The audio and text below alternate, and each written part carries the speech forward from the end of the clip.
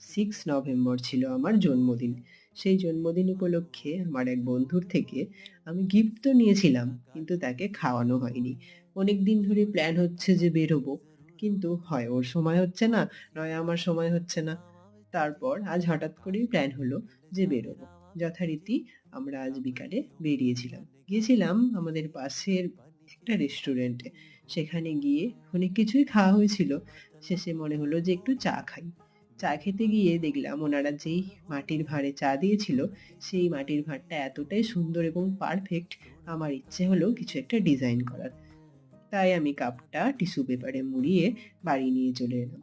তারপর কাপটিকে ভালো করে ধুয়ে পরিষ্কার করে বসলাম ডিজাইন করতে। কি ডিজাইন করব ভেবে না পেয়ে যা মনে হলো তাই করে দিলাম। দেখুন তো কাপটা ডিজাইন করার পর কেমন লাগছে? যদি ভালো লাগে একটা কমেন্ট করে জানাবেন।